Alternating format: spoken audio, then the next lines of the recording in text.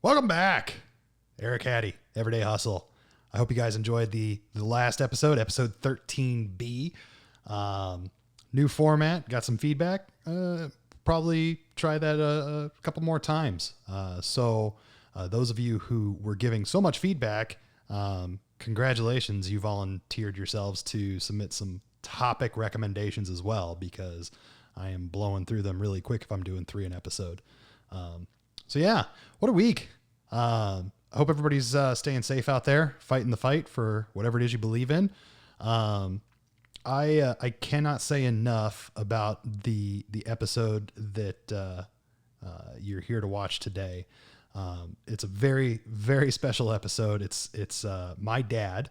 It's a Father's Day special, and it's a long one, which I think you guys are probably used to by now with my interview episodes. We tend to go for a long period of time. So for those of you, Chris Markle, who are complaining about the length, I highly recommend, if you're watching on YouTube, you go to 1.5 or 2x speed. And on podcasts, I don't listen to anything that's not at least 1.5 speed on podcasts. So congratulations. Now it's only 1.5 hours or an hour, depending on the speed you choose. So you're welcome, Chris Markle. Also, miss you, buddy, and mazel on the kid on the way. So yeah, this is a cool episode for a couple of reasons. One, it's my dad. Two, I learned things and I heard stories from my dad that in 30 some odd years, almost 35 years, I had never heard before, or I didn't know the entire story. And it was just really cool. It was kind of funny because you'll notice in the first 10 or 20 minutes, he's not really warming up. And all of a sudden, we go from talking about me and being his son to his new wine chiller that he's building. And all of a sudden he perks up and he sits forward and he starts getting all excited. And I was like, all right, I see how it is. But as the episode goes on, he really, really hit his stride and told some cool stories and gave some neat insight. So, so you guys understand the man who raised me.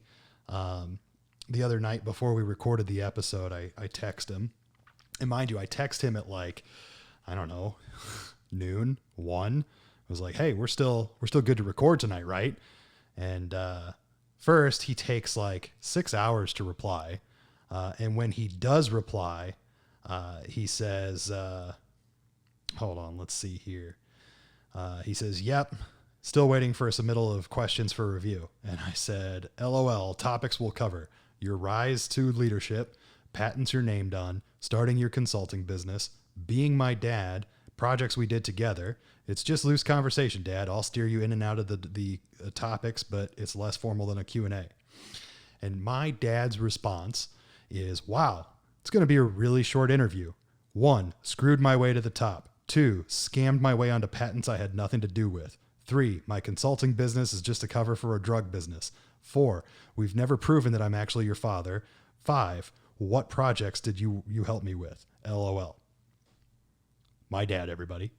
So, and for those of you who know me outside of this podcast, I have very much the same sense of humor.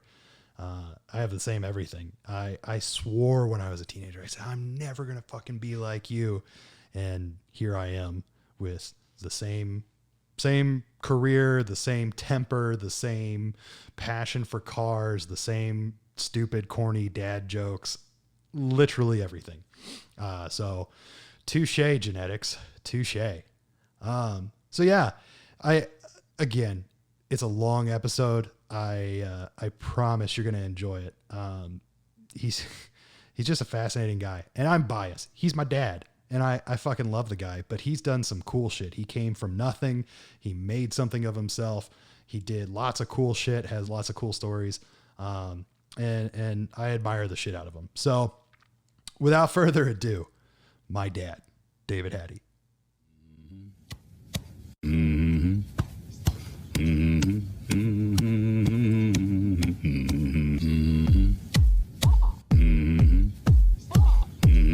Mm-hmm.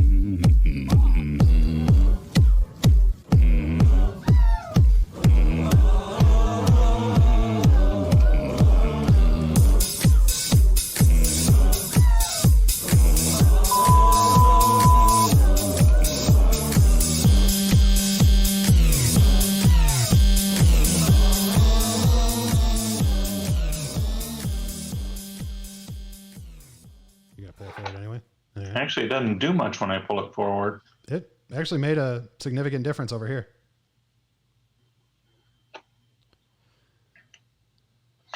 You can't see anything awkward on the shelf behind me, can you? I tried to get rid of all the shit that was in plain view. No, not There's a bunch of shit. It's just hidden by my body. That's smart. It's the way I used to clean my room. I remember that. So, hi, Dad. Hey, bud. Tell the internet who you are.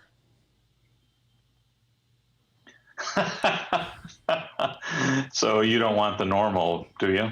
No, I don't know. What's the normal? I'm David fucking Hattie. Wow. Yeah. Well, we have an explicit rating on the Apple Podcast Store, so we're good there. Fuck damn. Or shit, you could bitch. just push the start over button and we could start over since we've just been sitting here shooting the shit for half an hour. No. Well, less than 10 minutes. So you want to start it over? Let's start it over. Okay, but you're going to be really disappointed when I didn't cut any of this out.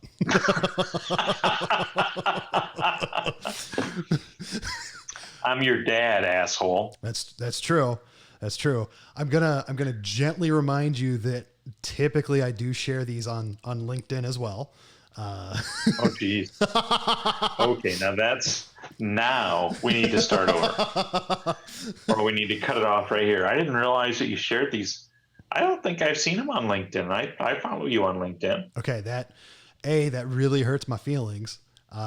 B, I was trending on LinkedIn for #podcast 2 weeks in a row. Are you pulling up LinkedIn right now? I am. You sneaky motherfucker. I was wondering why you don't like any of my stuff on LinkedIn. I didn't know if it was like you didn't want to put off that nepotism vibe of like, oh, I don't want to be the guy that's propping his That's kid a up. big chunk of it, yeah. Oh, for fuck's sake.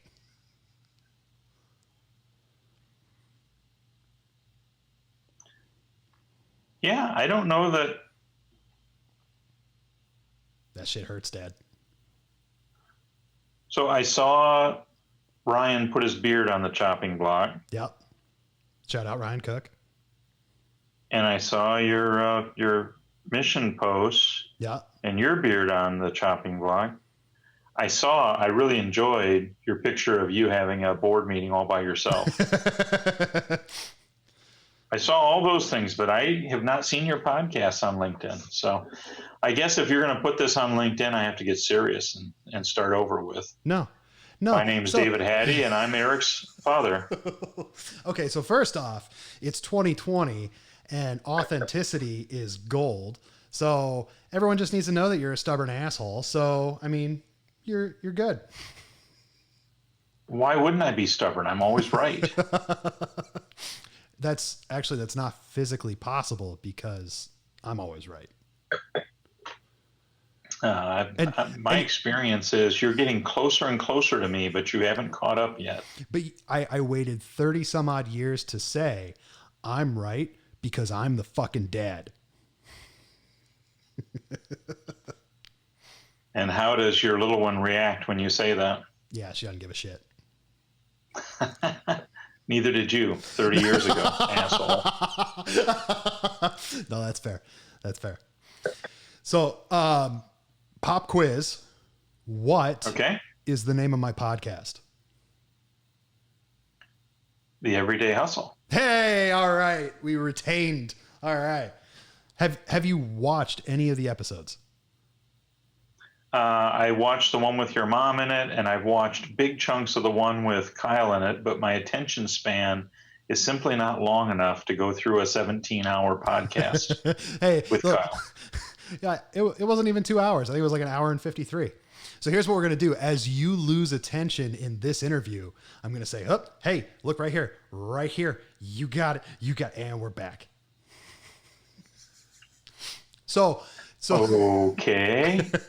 So tell the world who you are beyond the fact that you're my dad.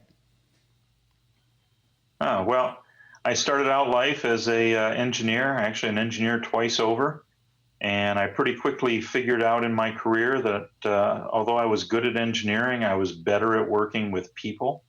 and with customers and with system level concepts, and had a very blessed career where I've been able to work in just about every aspect of the business and build myself up to the point of having 3 degrees and having been a CEO. And Robin and I just celebrated our 40th anniversary and Mazel. have raised one really great kid. Thank you. And Eric. Fuck you. And I worried while you were growing up that we were hurting you by making you nomads, because we moved a lot. It's true. And but as it turns out, you both turned out quite fine, and you're both comfortable in your own skins wherever you are, and I'm very happy with that and proud of you both. And but we moved all over, and we somehow ended up in Minnesota, and I couldn't get your mother out of Minnesota for 14 freaking cold years. So I commuted out of Minnesota to all kinds of places all over the U.S. and Canada. Yep. And when that wrapped up, we ended up getting an opportunity in Houston, Texas, and that's where I'm sitting now. I wrapped up the very active part of my career here in Houston. Now I'm a consultant, helping friends and businesses build and grow and develop, and having a lot of fun at it, and relaxing a little more than I used to. Nice. So, hobbies, what do you do? Well, I drink. You drink a lot of wine. And I know things. But I like to work with my hands. So I haven't got a workshop right now where I can restore old cars or old motorcycles, but for most of the last 20 years, I've had a shop with restorations in progress on multiple vintage bikes and vintage cars, and I'm pretty good with woodworking, better with rough woodworking than with fine finished woodworking, and very good with electronics. So I just like to play with my hands and mess around with technology and old antique crap and make old stuff work again. So in your heyday, when you had your workshop and you were in Minnesota, what was your full tilt of cars and motorcycles? What was the most you had at one time? So the most we had at one time on the collector policy. So we had a separate collector car insurance policy with Hagerty. The most we had there was 23. And that was, I think it was split pretty evenly between cars and motorcycles. Yeah. I think there was 1 or 2 more motorcycles than there were cars. But as you'll recall, we had a mess of 60s vintage Hondas, both the small mopeds and 90cc bikes, and the bigger 250s and 305s. I've always had a couple of British bikes in the stable. The Beezers. And BSAs, exactly. In fact, right now, the 2 BSAs I've got right now both have 50-year history with me. So Dad bought the 650 I've got brand new in 1971. And the guy I worked for bought the 500 I've got the same year. And I bought it from him 2 or 3 years later. And then I bought the 650 from Dad in 86. Yep. And I've had them both. I've restored them both at this point. So it's funny because you have my entire life tried to instill your hobbies on me. As any kid, definitely in my pre-teenage years and a little bit in my teenage years, I didn't give a shit. And you were constantly trying to teach me things, and my stupid ass would either not pay attention or didn't care or whatever. And now I'm so desperately trying to pick up all of these things because they now interest me. Now you wish you paid attention, don't you? So I think, I was maybe 10 years old. We were living in Virginia, and for a birthday, you bought me a kit to build my own AM/FM radio which it was just a blank circuit board and all of the components Parts. and an instruction book. And to humor you, I put it together. But I will say it did kind of pique my curiosity, because if I remember right, then I bought a video modulator kit to wirelessly modulate video. And it did transpose into my love for car audio and car electronics in high school. And what pisses me off is even then, like you were so fucking stoked that I was interested in something that you could actually teach, cause there was Ohm's Law and all these other things that went into car audio. And we were wiring the very first subwoofers I had. They were the 2 Silver Pioneer subs.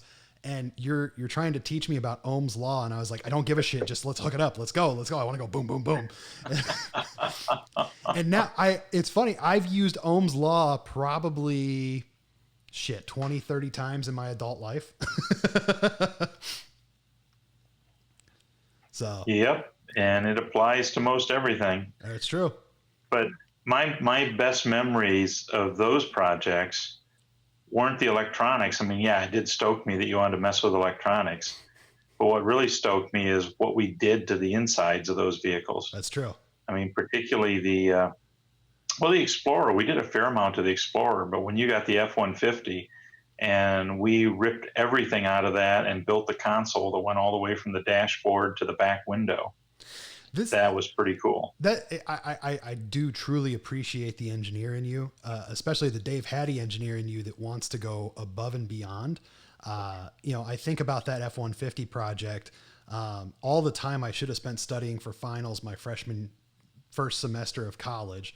I was sitting in my dorm with modeling clay, making a model replica of the console I wanted to build in the truck. And I came home that Christmas and I looked at you and you're like, how was school? And I was like, don't worry about that. I want to build this. And you sat down. And we did. You sat down in AutoCAD and you designed it all out. And where you become the engineer of all engineers is not only did you design it in AutoCAD and figure out the exact dimensions, but then you had AutoCAD put it all onto a 4x8 sheet of wood so that you knew exactly how much wood we needed without any waste whatsoever. But yeah, we bought captain's chairs out of a Harley Davidson edition F-150. We built the console. That thing, when we were done, had 3 or 4 TVs in it, had a PlayStation, had a full, 13 or 14 speaker sound system, because it even had a center channel. I mean, that was a hell of a truck. Had one hell of a subwoofer in it, and it had neon everywhere. Everywhere. It was really cool in 2004, I promise. It was, yeah. Yeah, I guess neon's not that popular anymore. No. Imagine if we were doing that now with the electronics we could get now and the LEDs. I mean, you could have some real fun with some high-intensity LED lighting all over it. Well, I remember when we were doing that truck, Kevin Stagman was making his own LED bars with parts from Radio Shack, and he's like, dude, this is the future. And I was like, that. And we both laughed at him. Yeah. No way, neon's forever. Well, and I was coming from a position of engineering, knowing that no, those. I mean, that's as bright as LEDs are ever going to get. Famous last words. Right. Now I had nothing to do with LED technology, obviously, because I didn't believe it was going anywhere, and it did. Yeah. So you actually, it's funny. One of the moments in my life with you that resonates came from that same project. We had finished the truck. I was in my room in the basement of the lake house, and I was laying on the couch. I was going to be leaving to go to a party later that night. And you came down there and you said, hey, you need to come out to the workshop with me. We need to clean up all the mess that we made over the last 2 weeks. And I said, no, I I'm not going to do that right now. I'm getting ready to go to a party and I'm tired. And I don't remember the exact word. Well, I remember the last half of the exact words, but it was basically something along the lines of, I gave you the last 2 weeks of my life and helped you create something great. And you don't want to come help clean up, go to hell. And it was one of those, like, still to this day, like cold sweats, PTSD, like, oh my God, I let him down. But my stupid ass, in that moment, you told me to go to hell, and I still didn't get up and go clean the workshop, and I hate myself for that. And I resisted the urge to take an axe to the console because I did think about it. Hey, your F-150's on fire, asshole. But the workshop's clean now. Yeah. No, I was a stubborn asshole, and I apologize.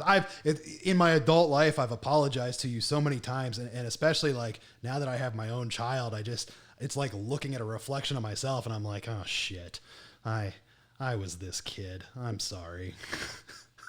Yes, what goes around comes around. So, you were always big into education. I mean, you're a highly educated guy.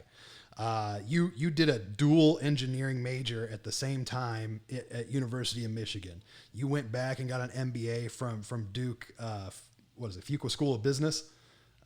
Yep. And Sam and I's entire childhood, you said, you're going to get good grades.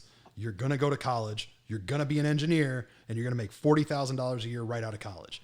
And neither of us became engineers, but I've always wondered, why did you let us go the routes we did? Because Sam studied history and then never did a fucking thing with it. And then I studied music and then business and then speech comm and then dropped out. And you up until dropping out of college, you supported every decision along the way. Why? Well, I'd like to say that I was so smart that I realized you had to pick your own path, and I couldn't pick the path for you. But it was all your mom. If it was left to me, you'd both be fucking engineers.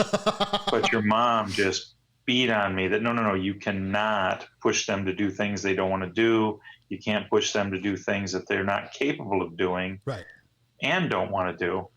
And your mom was the one who forced me to let you guys pick your own paths. And in hindsight, she was right. And in hindsight, I'm very proud of the adults that you and your sister have both become. Not so proud of the dropout part, but everything else has been great. Well, without even trying, I basically turned into you. I skipped the engineering chapter and I just became a businessman. And I like it. Yep. You went straight to the business side of it and straight to the customer side of it. Yeah. Yeah. Which I'm sure there's times where you've just laid back and smiled and went, that motherfucker, I knew he was going to do it. I'm very proud of you, son. Hey, I'm not looking for you to stroke my ego. This is the Father's Day special. This is all about you. Okay, asshole. So let's talk about all the things you did wrong. Hit me. I've asked everyone I've interviewed who has been close in my life to share an embarrassing story, and nobody has really shared a good embarrassing story. So, Dave, Hattie, the floor is yours. What you got? Well, I'm going to work my way up to an embarrassing story. The first story is, if you'd paid more attention to all the electronic stuff, yeah, you probably would have done a better job putting the HIDs into the Magnum, and the Magnum wouldn't have fried its entire electrical computer system in one $3,000 stroke of feedback loop, and left us with a real useless piece of crap we had to pour a ton of money into and then get rid of quick before anybody realized what was wrong with it. No, that's fair. So for those of you listening at home, I had it was the first car that well, no, that's not true. You guys helped me financially with that car too. I had a 2006 Dodge Magnum RT with the Hemi. I had bought it. It had been sitting on the lot for a year and a half. It had less than 100 miles on it when I bought it, but I got a smoking deal on it. And at the time I was working at a car audio shop, so I was getting all kinds of stuff at cost, and later was getting sponsored by different vendors like Memphis Car Audio to showcase their equipment. And I bought a questionable set of HID lights for the low beams, the high beams, and the fog lights. Rather than waiting for my father to come down and visit, Tim Spagna and I tried to hodgepodge it together. And then one day at the most inconvenient time, randomly my car stopped running. The radio turned on. It stopped doing everything. Pretty much everything electronic, and it stopped. Well, here's what's crazy is in the moment I had just turned onto my street going towards my apartment on Stonebridge, and the car just stops moving. Like I could push the gas, I could push the brake, nothing was happening. It just rolled to a stop. But the windshield wipers were going full tilt, the stereo was going full tilt, and the lights were flashing, interior and exterior. And so I had to get out of the car and unplug the battery to get it to stop, because even with the key out, it was still doing it. And as soon as I unplugged the battery and hooked it back up, nothing happened. I had to flatbed it to my buddy's shop. We took 2 looks at it and we were like, I don't fucking know. So then we had to take it to a Dodge dealership where it sat for a month.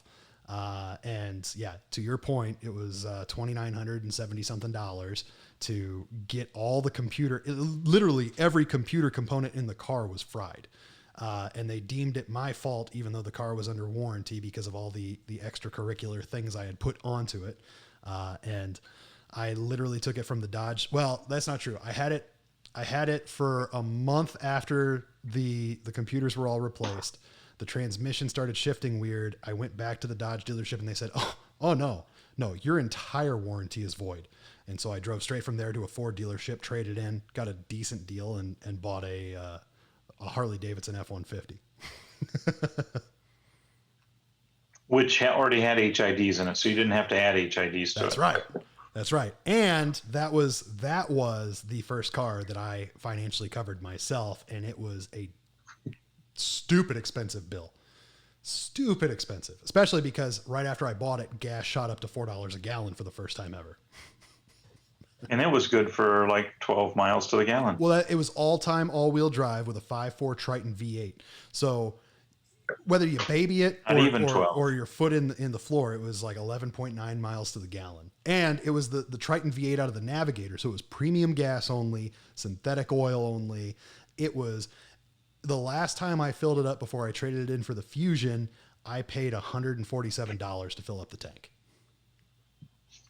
It sucked. So let's so if we want to talk embarrassing stories, that's a whole different topic. I mean, what you got? Let's talk about following a young lady who shall remain nameless to the point that you rear-ended her car when she pulled into the. That was pretty embarrassing. That you make that sound so much creepier than it really was. So, and actually that reminds me of a funny dad-son story, but we had just left school. There was a bunch of people in Nicole's car, a bunch of people in my car. We were joking around and driving around, and we were on a gravel road, and she thought it'd be funny to slam on the brakes, and my Explorer did not stop nearly as fast as her Taurus. And, that was the second time that you and I had to replace the same bumper, the same headlight, the same grill, and the same fender. And we did it in like 2 hours flat. We got real fucking good at it. Yeah, it was like NASCAR. We got good at it. So actually, my funny story is the first time we had to repair the Explorer was because I was with Chris Sibelrud in Mankato, Christmas shopping for presents for you and Mom. I had just gotten my driver's license a month or two before. It was snowy, icy, and I learned that day that my Explorer did not have anti-lock brakes, and it's real fucking hard to stop an SUV on black ice. I slid through a stop sign into the side of a brand new Buick LeSabre. And this was a really nice Explorer right up until that moment. It was for its age and its mileage, it was in great shape. But what's crazy is the brand new Buick LeSabre that I T-boned was totaled and taken off on a flatbed. My Explorer just had a busted headlight, a bent grill, a bent fender, and was completely drivable. I drove it home. But the part of that story is I'm 16. I'm freaking out. I've only had that car 2 months. I'm driving home. Chris Sibelrud called his parents to come pick him up while I was waiting for the police and the tow truck and all that, and doing all the paperwork. So I'm by myself, boo-hooing, and I'm on Highway 14, and I call home, and Mom picks up the phone and she goes, "Hey, what's up?" I said, "Where's Dad?" She goes, "Oh, he's in the shower." I was like, "Great. Here's what happened." And I start telling her everything that happened, and I hear you in the background go, "Who is it?" And she goes, "It's your son. He got in a car accident." And you're just, and you grab the phone. What happened? And I explained what happened, and I was like, it was completely my fault. And you're like, "You had a nice car and you fucked it up. You had a nice car and you fucked it up." And you hang up the phone. And to this day, it's a running joke. I was just at your house this weekend, and I won't tell that story, but long story short, there was some damage to the ceiling in your house, and I was like, "Had a nice ceiling and you fucked it up." Yeah, I might have screwed up the ceiling. But you know what? The one thing I didn't show you about the wine chiller I built, Yeah, is I showed you the AutoCAD drawings of the chiller and of the other wall. I didn't show you the AutoCAD drawing of the cut sheet that told me exactly how to cut the 6 sheets of plywood and the 3 sheets of insulation to make them fit and minimize the amount I had to buy. so in your semi-retirement, and in quarantine, you decided to build a built-in wine chiller in your home because you are, as we see, a wine aficionado. How many bottles does your new wine chiller hold? 303. Jesus Christ. I wanted to take it the full length of the wall, and it would have held like almost 1,000 bottles, but your mom thought that was extreme. Yeah. 300 is normal. So instead of 17 feet, we only made it 5.5 feet, and it only holds 303 bottles. Jesus, that would have been like $9,000 in glass alone. Yeah. Oof. So I would have had to rethink the whole glass thing. COVID-19 hits, and half of America goes running for toilet paper. Half of America goes running for a gun. You're the one motherfucker that goes to the wine store, just fills a cart full of bottles. Oh, it was better than that. So I had a good stash of wine. I didn't have to buy a lot of wine. But because of COVID, all the wineries in Texas, and as you know, we've traveled Texas a lot. There are some great wineries in Texas. For those of you listening and watching, Texas wine has come a million miles in the last 20 years, and there are some world-class Texas wines. But these wineries, a lot of them don't use distribution. And even the ones that do use distribution, people weren't going to the grocery store anyway. Right. So they, a lot of them sell only through their tasting rooms, which were closed. So I started getting, we belong to the clubs with a lot of these wineries. I started getting email after email of, "Hey, we're sitting on all this wine. We've got to get rid of some of it. 1, we need cash. 2, we need space. We need to get rid of some of it." And these guys were all offering up great prices on wine and free shipping. No shit. Which is unheard of. Usually you figure when you get done buying the wine, you're going to spend another 15 to 30 bucks on shipping. Right. So yes, I sat in my COVID infested hovel and ordered a lot of wine. So we got to the point where the wine room, which in most houses would be called a dining room, but in our houses, we always take the dining room and make a wine room out of it. Sure. So the wine room was stacked probably 6 foot long and 4 feet tall of cases of wine that there was no room for in the existing chiller. Right. Because the existing chiller was just, a little baby 170. They rated 170 bottles, but it actually doesn't hold anywhere near that because it's because of the way it's designed. The shelves are spaced too close together, and there's a lot of places where you can't get the 9 or 11 bottles you're supposed to be able to get on each shelf. So I took off building this thing, and the best friend I had at U of M a million years ago, who Robin and I still stay in touch with him, he once said, "Hattie, you could fall in a bucket of shit and come out smelling like a rose." It's true. It's a Hattie trait. You share that, bud. You have that same Hattie luck, that tenacity. Every once in a while you think, "Oh, this is terrible. My luck has gone bad," but then it ends up, everything turns out okay and everything gets taken care of. So I'm trying to figure out how to chill this monster chiller. And I'm trying to figure out how to do it without spending $2,000 on a professional class refrigeration unit. And I'm figuring out how to cobble something together, complete jury rig of a two-piece data room AC unit, Right. and modify the electronics, modify the programming or just fool the programming by screwing around with the sensors and fooling the sensors, tweaking the sensors with some extra resistors. And I'm watching all these professional chillers on eBay go by, and this one that's perfect. It's absolutely perfect. Nobody's bidding on it. And it gets down to the last day, and one guy bids on it. And I'm thinking, okay, he's probably put a cover bid on it that's got a little bit of headroom in it. Right. So I sit and think about what would I pay for it, and I put a snipe in on it. And damned if the next day was Sunday, and early Sunday morning the bid closed, and in the last second my snipe bid went in, and I had put over $600 into the snipe just to hopefully get it, because it was it is a $2,000 chiller. Right. And got it for $461. So I just smiled and said, okay, now I'm going to build the chiller, because now I've got the refrigeration unit. And as you've seen, I lucked into, I was going to mount it. It's a through the wall unit. I was going to mount it on the back wall. And as I stood there staring at it, it turns out I had just the perfect amount of space to mount it on the end wall and let it blow in a big circular pattern. Right. So yeah, it's come out pretty good. It's got right now, what's 303 minus 120? There's 120 empty slots, so it's got 183 bottles of wine in it right now. Right. And it's not chilled yet. Actually, we're waiting for the glass, as you know. So what is that? But I just ordered. That's like a 2-week run for you. You're stocked for 2 weeks. Yeah, that many bottles, I would make it a good month. Jesus Christ. It'd be a really good month. Oh, you wouldn't remember the month. I wouldn't remember the month. It'd be a really good month. And I just ordered the glass today.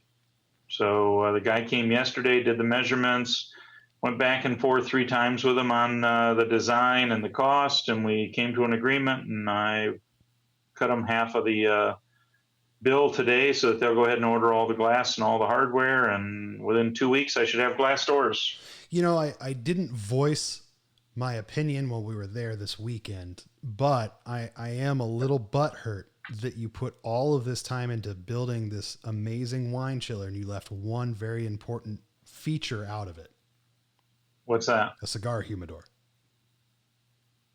Oh, well, if I wanted a cigar humidor, that's a different situation, because with wine, you're actually keeping the humidity down. With a cigar humidor, you want to take the humidity up, sure. Right? But Don't you want to be like 60, 70% 70% humidity? Yeah, you want to be 70, 75%, but you have those 2 drawers underneath the chiller itself. Well, it's not too late to make one of those into a humidor by feeding a little cool air from above.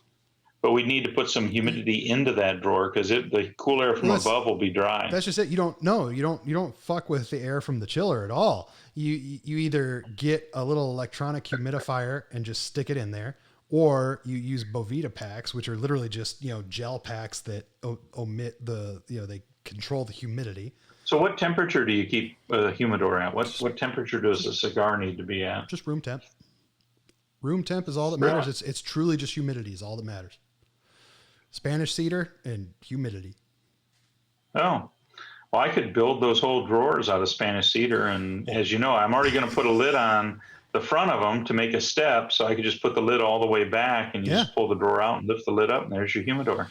I'm just saying, if you loved your son, you would add that well, feature. I don't smoke cigars. And, but my tobacco, I buy my tobacco in little bitty pouches for my pipe, and I don't worry about storing it for long periods. There was a movie that said, if you build it, they will come. I'd be more inclined to come visit if there was a stock humidor. Oh, okay. Well, I can get a humidor and stock it. I don't have to convert one of those drawers. Right off camera, there are several here that I just haven't stocked in a while. So why don't I just extend the cabinet down another foot and a half and give you a 6 foot, 9 foot tall, foot and a half wide humidor? Don't play. Would that store enough cigars for you? You know, you could probably get a good 600 or 700 in something like that. And again, Yeah. it's a month run, month I'll and a start half. ordering them and having them shipped here. I'll get the humidor built. Deal. So, okay. So internet, you clearly see that the guy is an engineer at heart. Talk about, you know, when you were at General Electric, you were named on how many different patents? So I was pretty fortunate while I was at GE. And the thing that attracted me to GE was they were working on new technology. So they were working on both cellular and digital trunking. And the key there was I'd been in two-way radio, you know, land mobile radio, we call it, or push to talk. I'd been in that business since I was a ham when I was 12 years old. Right. And to go digital, land mobile radio couldn't afford it. But what we did at GE is we developed the cellular. And back in those days, this was analog North American amps, Yep. cellular. The control channel was 10 kilobits on a 30 kilohertz bandwidth channel. And at the time, we thought we were hot fucking shit that we could run 10 kilobits on RF. Today, that sounds so stupid. But back then, we thought we were hot. So what we did is we took that 10 kilobit modem chip, and when we designed the silicon, we designed it so we could also run it at 9600 baud on a 25 kilohertz land mobile radio channel, and that was the start of the GE trunking system. Okay. And so I was on the engineering team. I actually was hired in as a unit manager. I ended up as the section engineering manager on that project. And so I was involved in a lot of the R&D work, a lot of the development work, and I ended up on 11 patents, most of them around protocols. So I was designing the protocols that let the control channel work in an AMP cellular system or in a GE trunk system. And I was doing the handoff between the control channel and the working channel, and doing the one of the problems with trunking systems, if you go back to that point, is you couldn't scan.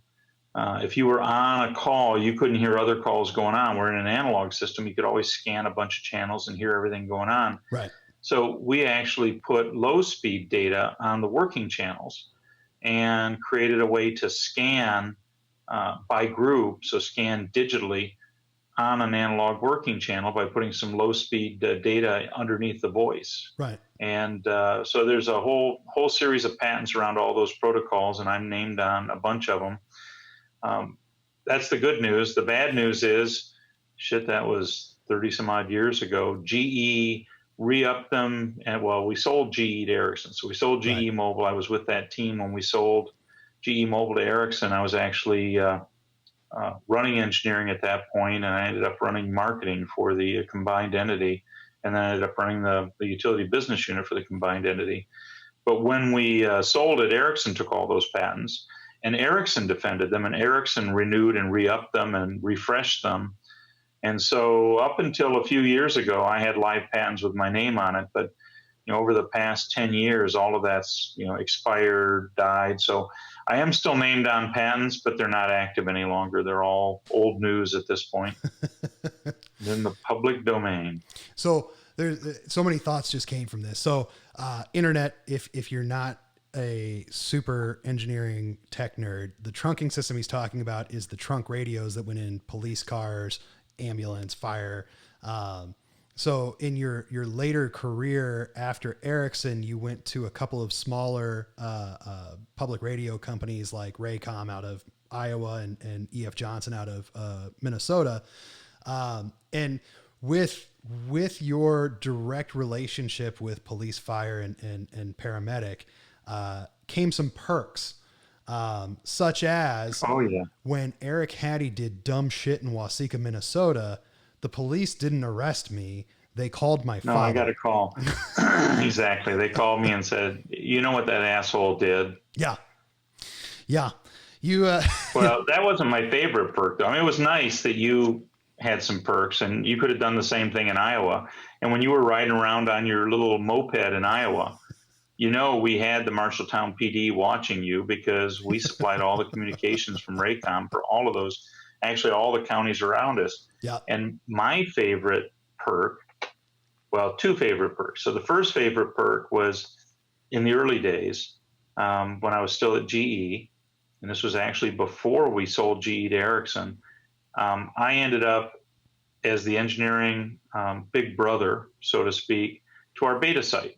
Right. So when we took this thing commercial, of course, everything goes through a beta test, and our beta site was Manatee County, Florida. Okay. And everybody thought, oh man, Hattie, you get to go to Florida all the time. Well, all I ever saw was the airport, the rental car, and the inside of the data center, because I lived in the data center when I was down there. But one perk that came out of that is I had radios in all of our vehicles. Right. And we had access to the phone system, and we had access to each other. Well, as you'll remember, my favorite vehicle back then was a 85 Mustang 5-liter. Yep. Well, the cops loved the 5-liter Mustang, and the pursuit vehicles in a lot of police departments were 5-liter Mustangs. So one of the trips to Manatee County, I drove the Mustang down because they wanted to see how I'd installed the GE radio in it. Yeah. And because of that, I got to drive my Mustang on their test track, and I got to drive their Mustangs on their test track. And I found out that everything I learned being a hot rodder in Michigan, actually, and driving, at that point, I'd driven that Mustang for 3 years plus. Right. All played through because, frankly, I showed them how to do things with their 5-liter Mustangs that they hadn't even thought of yet. We're talking about a car with more horsepower than weight and no computers, no anti-lock brakes, no traction control, no nothing. It's you, the clutch, and the gas pedal, and that's it.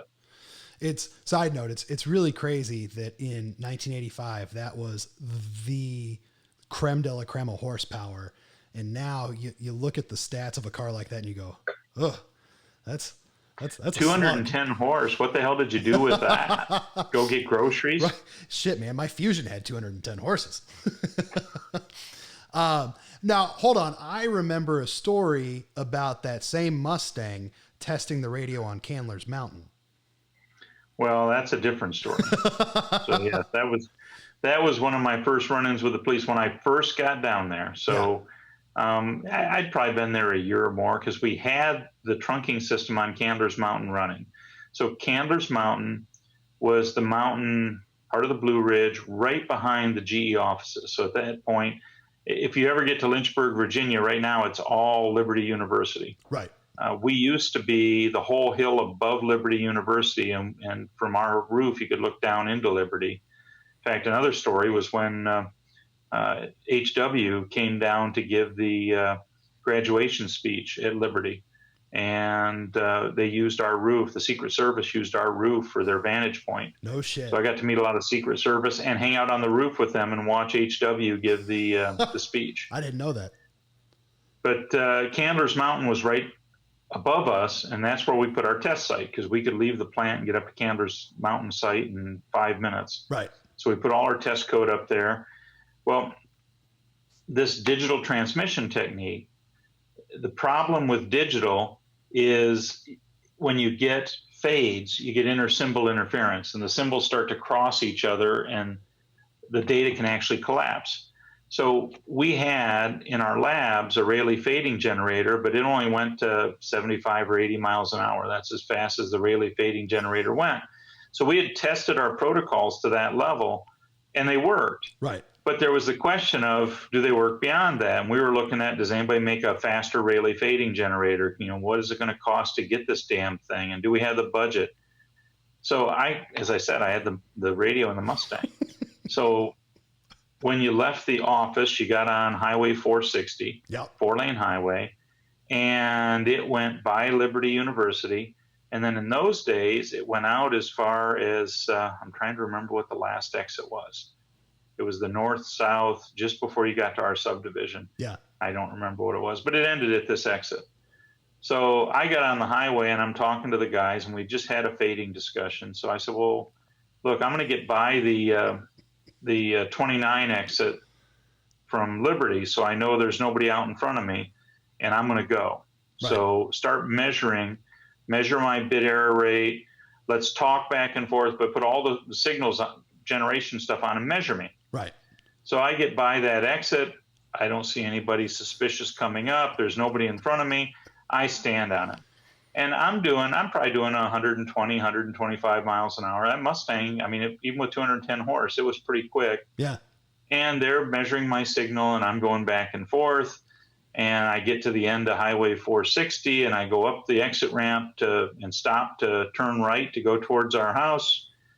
And up behind me comes a Crown Vic, and he's got 2 lights in the grill. And that's it. 2 lights in the grill. Yeah. But they're going. So I tell everybody on the radio, hey guys, we got a problem. I got a cop behind me. I got to go. So I pull over onto the shoulder and stop, and he comes up, and just a good old Southern boy. First words out of his mouth, and at this point I knew he'd already looked up my license through the dispatcher, because he said, "Mr. Hattie, I couldn't catch you." And I said, well, I'm sorry about that. Your car running poorly, or what's up, sir? And I was just polite as polite could be, and he wrote me up. Now, as it turns out, he couldn't clock me. He doesn't have radar. If he had radar, I'd have been screwed. Yeah. I never admitted that I was doing over 100 or over 120. Right. But he knew it. He knew that he was doing, because he said his unmarked was only good for like 80 miles an hour, 90 miles an hour. He was doing that, and I was still pulling away from him. So he wrote me up, and he pulls away, and I get on the horn to my boss, who has been in Lynchburg for a number of years, and is at this point he was running engineering and manufacturing. You knew Dr. Fath, yep. George Fath. Yeah. I get on the horn with George, and I say, "Hey, George, here's what just happened. What the hell do I do?" He said, "Well, let me hook you up with my lawyer. I got a really good lawyer." So he hooks me up with this lawyer, Ned Perro. And Ned was another good old Southern boy. I mean, Ned, I could barely understand him when he talked. But we're going through the process, and I met with Ned, and I told him everything that happened. And and of course, we're going to court. So they set the court date, and Ned called me to prep me for court. And I said, "Well, Ned, I got to ask, what's the worst thing that happens?" He says, "Well, Dave, bring your toothbrush and your jammies, because you may get locked up." Jesus Christ. And I'm thinking, oh, shit. So I go to court, and the first smile that crossed my face was we walk in. Ned gets a big old smile on his face, walks right to the front of the courtroom, and calls the judge by first and last name. And he adds "Your Honor" at the end. Asks him how his mom is doing. Ask him if his dog got better. So, I mean, he knew this guy inside and out. So we get up there, and, Ned's pleading my case, and the officer's there, and the officer's telling him the same thing. And so Ned and I decided the best thing to do was just tell the truth. Sure. And so I did. I told him, "Look, we're testing this new radio system. Here's the affidavit signed by a VP at General Electric Company that's what we were doing.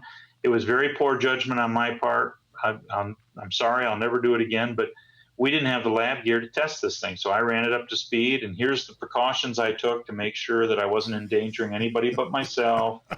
And we ran it up to speed, and we tested it, and it worked. And so he lets the officer speak, and the officer said, "Well, I can only tell you that he was doing more than 75, because my speedometer is only calibrated to 75. So I can tell you he was doing 75 plus." And so the judge let it go for 75 plus. And, the fine and court costs was probably $300 or $400, which in those days was a lot of money. Well, yeah. And then Ned charged me another $600, and I smiled and wrote him the check and said that was cheap at twice the price. Thank you, Ned. Because I'm taking my jammies and my toothbrush, and I'm going home. So wait, George let me expense half of it. That was my next question. That's a good boss right there. You let me expense half of it. You didn't let me expense all of it, because he couldn't endorse all of it, but he could justify half of it. That's fair. So it's you and I have had so many parallels in our lives without even trying, because that it made me immediately think of when I had the Dodge Magnum and I was working at CC Audio. I bought a power programmer, and it reprogrammed the entire computer system before I fried it. And you know, the instructions of this power programmer say the first 30 miles, drive it the way you want it to drive. So I left CC Audio and I had to go home and grab a shower, and then I was meeting a bunch of friends for drinks and dinner. And so I come tearing ass out of Glen Carbon down to Maryville. I get home, I grab a shower, I get back in the Magnum. You know, I come off of the side highway onto 159 sideways in a drift, lock it in and just go. And I mean, I'm doing probably $110, $120. Now I look over the hill in 159 as you're coming into Glen Carbon, and I see a cop on the side of the street. Yep. So I slam on the brakes, and a few seconds later he hits the lights and he pulls me over, and I go, oh shit, this is bad. And the guy sits in his car for 15 minutes, doesn't get out. 2 more squads and a sheriff show up. And I go, holy shit, I'm going to jail. And now my mind's going, where am I going to find bail money? You had the ghetto sled license plate on it? Yep. This is when it was blacked out, black rims, ghetto sled license plate. And you know, I was always very aware of what I was perceived to be before people walked up to the car. They thought it was a drug dealer's car. So I knew the drill. Windows down, keys on the dash, hands on the steering wheel, dome light on, don't move. And same thing. This guy had run my plates. He came up hand on gun and he goes, Mr. Hattie, I know you were going a shitload faster, but I got you at 111. And he goes, you better have a good fucking excuse. And I said, I don't. I said, I could tell you why I was doing that, but it was uncalled for. And I was so out of line, and I'm so sorry. And right as I'm saying all this, he's looking at me kind of funny. And I was like, what? And he goes, you work at that car audio shop. And I look at him again and I go, oh shit. Yeah, we did your boat. We put all the speakers on your boat. I remember you. And I said, your daughter has a Jeep that needed a stereo system, right? And he just looks at me, and I give him the like, and he turns around and he waves off the other squads and the sheriff. And he says, just give me your license registration. I'll take care of this. And I was like, okay, I'm not going to jail. I'm going to get a nasty fucking ticket. That's okay. He comes back. And I'm going to put a new stereo in his daughter's Jeep. He hands me a warning for 55 and a 35, because that was the other thing, is as I was going like hell, it was one of those where it went 55, 45, 35 really quick in succession. And so he hands me this warning, 55 and a 35. He says, my daughter's Jeep will be there tomorrow at 8 a.m. And I was like, you're goddamn right it will. I put all new speakers in there. And I put the best stereo in it. Goddamn right I did. I put one of the flip out head units in there at my cost, and the speakers, and Joel's like, what are you doing? And I was like, I am keeping my ass out of jail. So, well, my story like that was in North Carolina. So you remember that when I was doing the Duke MBA, it was a weekend MBA. Yeah. So every Thursday afternoon, we'd take off and drive down. We had classes all day Friday, all day Saturday. Yeah. And sometimes we'd get home Saturday night. Sometimes we'd get home Sunday. Yeah. But if Craig and I went together, a good friend of mine from work. Sikowski, right? And if Craig drove, it was a 2.5 hour drive. Yeah. If I drove that little white Mustang GT, it was an hour and 55-minute drive. So he was convinced I was going to get a ticket. Yep. Or get hauled off or something. So we get through the whole 2-year program.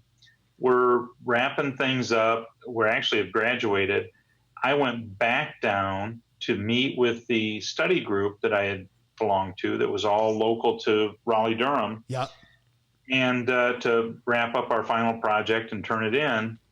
And on the way home from that, I'm in North Carolina, and I'm coming down this huge hill in my white 5-liter Mustang. And I'm going like a bat out of hell. On the far other side, I see a black 5-liter Mustang. Nothing to tell me it's a cop. Right. Totally, this thing was totally unmarked. He's coming down the other side of the hill like a bat out of hell. Yeah. And as we get to the bottom of the hill, I wave, and he waves, and I notice he's got a badge on his shoulder, And he immediately stomps the brakes and does a Dukes of Hazzard U-turn in the middle of the highway. It's a 2-lane road. Yep. It's all back roads down through there. What is it? It was 29 all the way down through there, wasn't it? Yeah. So he does a Dukes of Hazzard. As soon as I see him spin around, I realize it's a cop. Yep. So I pull over and stop. He comes flying up and stops right behind me. He comes up to the car. We start talking. I end up getting out of the car. We stood there talking about 5-liter Mustangs for half an hour. And I'm thinking, I'm out. I'm free. I'm out. I'm free. Son of a bitch roped me up anyway. He said, hey, I'd already radioed this in. I got to write you up. So he wrote me up a ticket. And I was in North Carolina. I wasn't coming back to fight it. So I just paid the damn thing and moved on. But luckily in those days, North Carolina's system didn't talk to Virginia's system. So I never got any points in Virginia. Well, that's like when I was running all the Verizon stores all over Illinois, they had deferment. You could pay, it was like $100 on top of the ticket. It might have even been less than that. It was maybe even $30 or $50 on top of the ticket. And as long as you didn't get pulled over for 90 more days in that county, it was never on your record, never to your insurance. And so there was a point when I was running all those Verizon stores, I had a sticky note on the dash of the Fusion that had the names of the counties that I had to be slow in. It was like, oh shit, I'm coming into Jefferson. I got to slow down, you know. Can't get a ticket here. No. Well, are you aware I took a safe driving class in Virginia? No. I knew you took one to get out of a ticket in Texas. Well, you were this tall at the time. So it was right after we moved there. So when we moved there, oh shit, it was the end of 86. So you guys came down in 87. So you were a couple years old. Yeah.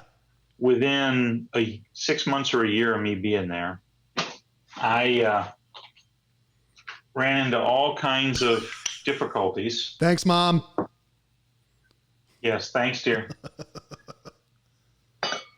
All kinds of difficulties with speeding tickets because it turns out Virginia, unlike Michigan, has no sense of humor.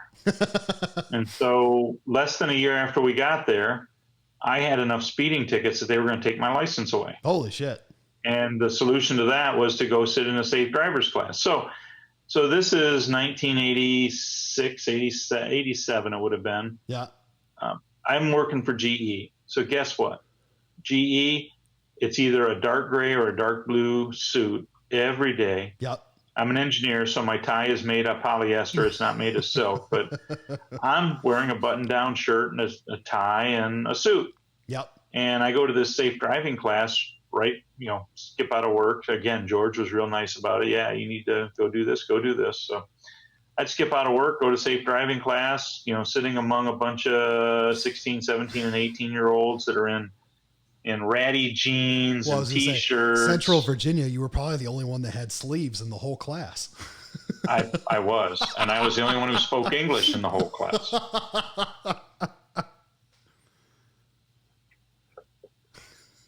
So, yeah. But my favorite perk, we never got back to my favorite perk. Perks of public safety.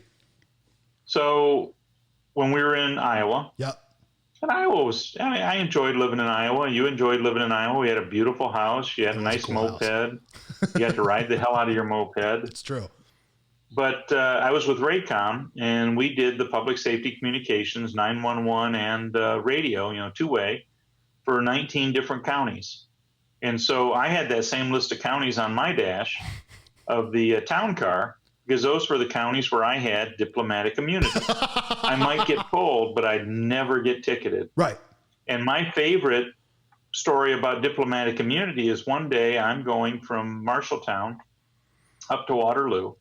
And to get through there, you got to go through Grundy, which Grundy County has some of the most, or at that time had some of the most famous speed traps in the whole world. And I'm buzzing through Grundy County, and I'm probably doing 70 or 75 and a 55 on a 2-lane road heading towards Waterloo. And I come by a T intersection, and there's a Grundy County Sheriff's car sitting there. Yep. And I thought, oh crap, I am going to be late. I don't have time for this asshole to pull me over. And I knew I wouldn't get a ticket, but still, they got to pull you over. Yeah. So out he comes, and he comes blasting up behind me. I'm thinking, shit, here he comes. And my radio lights up, and it's an individual call. And the voice on it, you know, so it's a person to person. Nobody else can hear us. It's him and me. Right. And the voice says, Hattie, is that you? And I recognize the voice. It's Sheriff Rick Penning of Grundy County. And I key up and I say, hey, Sheriff Penning, how's the day? And he said, well, get the fuck over and let me by and tuck in tight and we can talk. And so I tuck over into the shoulder. He goes blasting by me. I tuck in behind him. Now we're doing 105 miles an hour. I'm in that old Lincoln Town Car. This was the 93 Town Car. Yeah. He's in his Crown Vic. We're doing 105, 110 miles an hour down the two lane, and we're shooting the shit back and forth about what's going on, how the radios are working, you know, all the latest news of the day.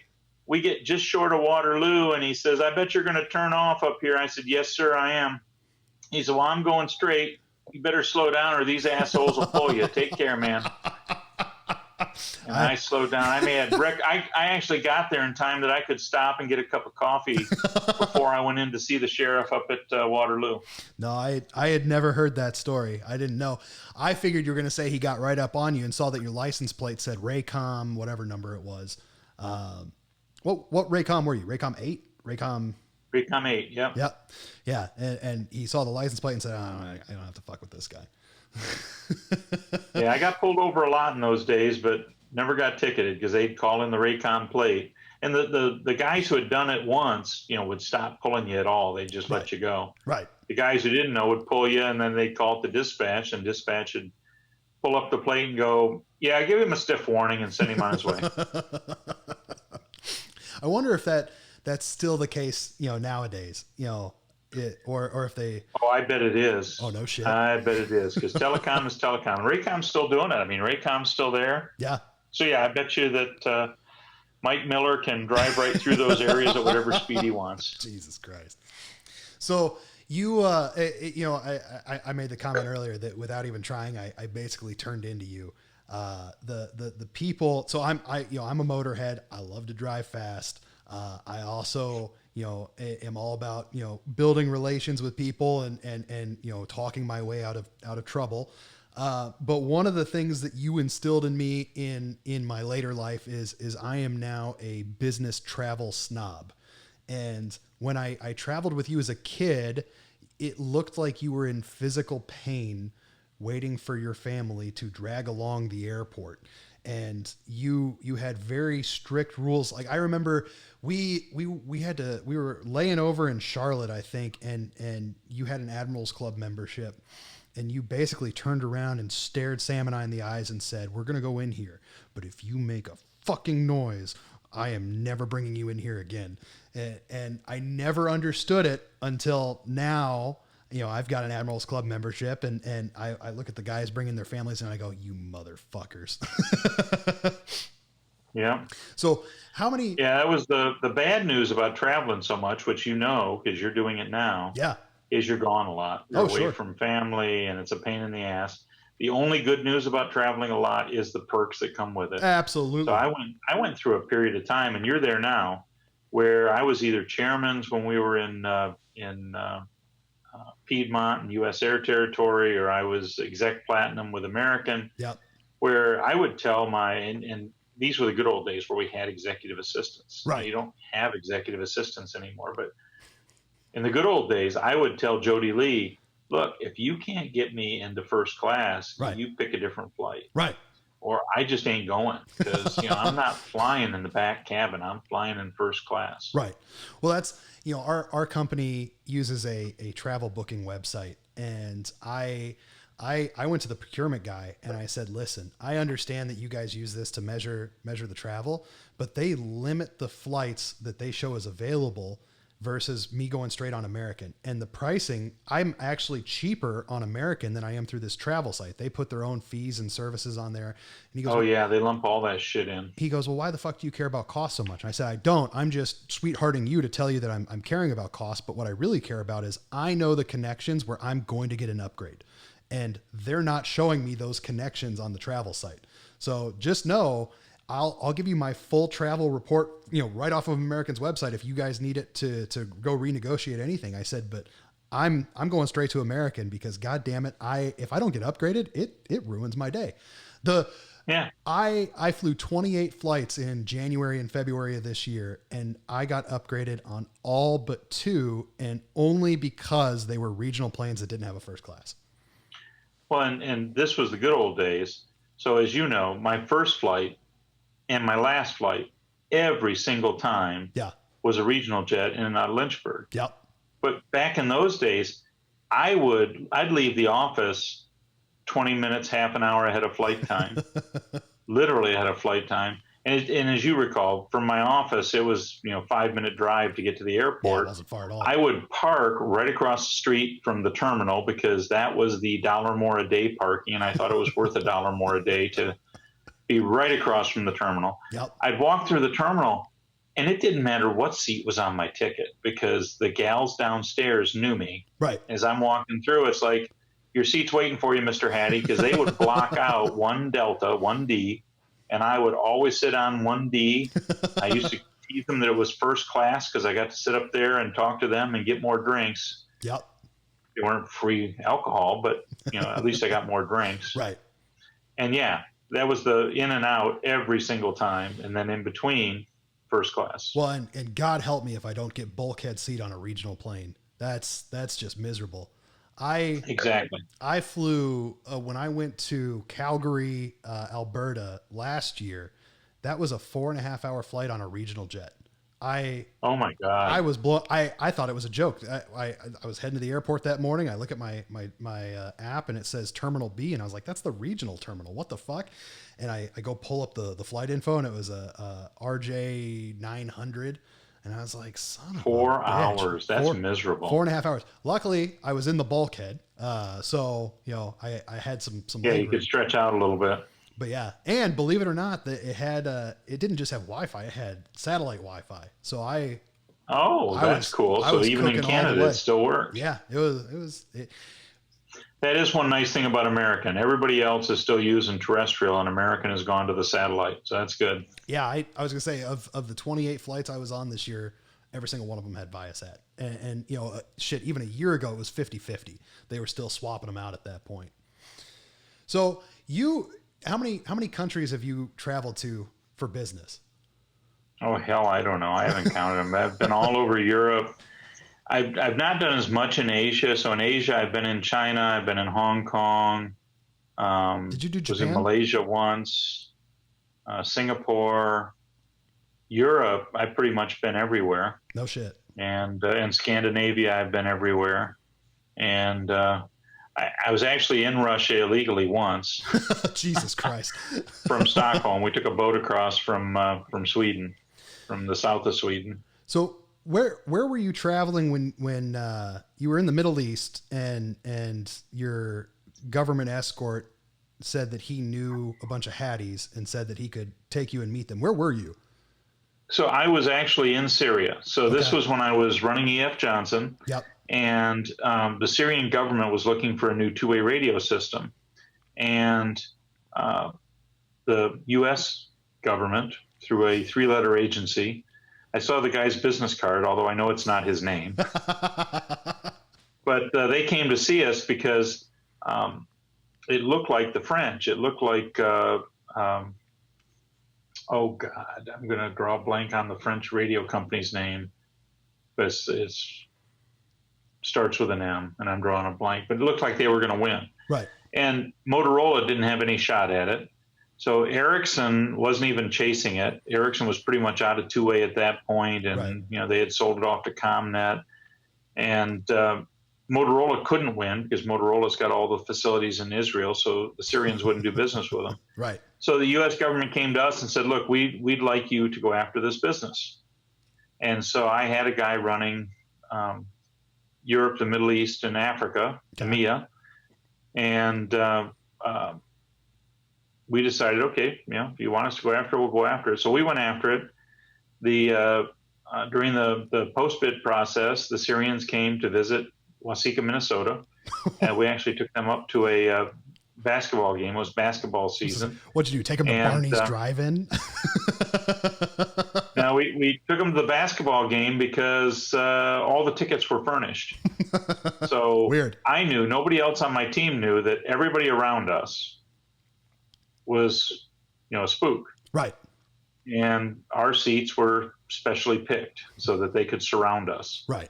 But we took them there, and anyhow, we won the business. Yeah. So part of closing the business was you have to go kiss the ring. Yeah. So yes, in 2003, I had the opportunity to travel to Syria. This was post 9/11? This was post 9/11. For some reason, in my head, I thought it was pre 9/11. I thought it was like the year before. This was post 9/11.